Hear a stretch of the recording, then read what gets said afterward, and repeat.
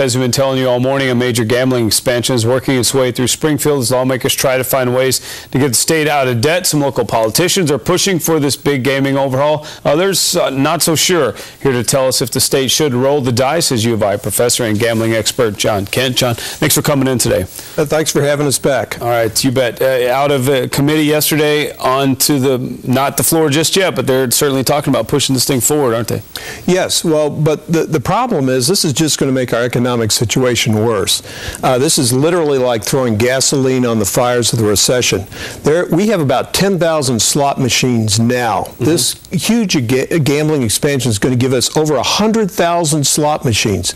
Now, for every slot machine we have, we're going to lose one job out of the consumer economy. So this is a job killer. We're going to be people who spend their money in gambling aren't spending it on consumer goods. We need to grow the economy to get out of this, not shrink the economy with more and more and more gambling. And some local politicians, and Danville Mayor Scott Eisenhower has been on record as saying he wants us to create hundreds of jobs in the area. Well, but it isn't going to create jobs. It's going to kill jobs. Casinos are 90% slot machines. It's all about slot machines.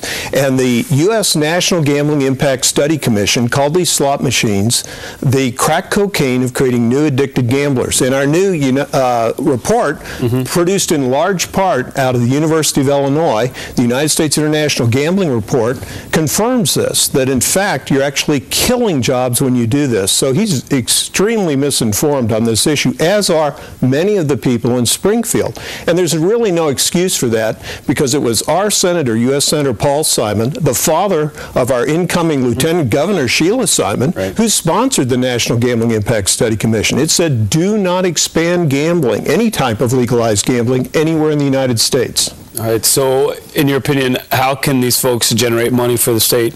Great question.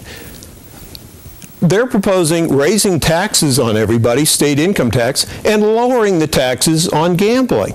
Well, if we just did what Canada does and tax them at their full rate, we could generate another $2–3 billion tomorrow with simple legislation.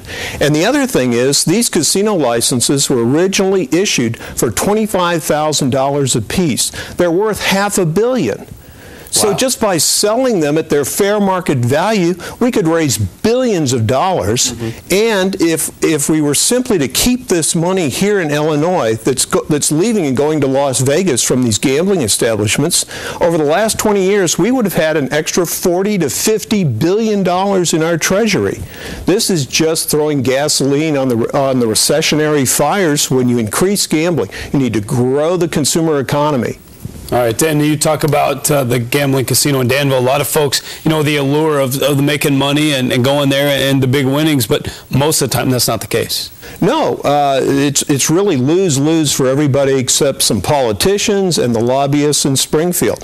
My political science friends are asking, who's running Springfield? Las Vegas? Because it's all about gambling. It's not about consumers. It's not about good government. We need to grow the economy. And the Danville Casino is about 40,000 students in this area. Now, the students, according to the National Gambling Impact Study Commission and our new report, are showing double the gambling addiction rates.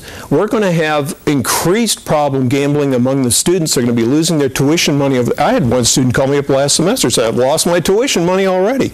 And that's not with a localized casino. We're going to have free buses to the casinos lined up at sororities, fraternities, busing kids to these casinos instead of to classes. All right, interesting stuff. If folks want to get their hands on this, John, how can they get a read on it? Actually, it's William S. Hine Publishers, 800-828-7571. All right, Mr. John Kindt, thanks for coming in today. We appreciate your take on the gambling expansion. Thanks for having us. Always glad to inform the public. You bet.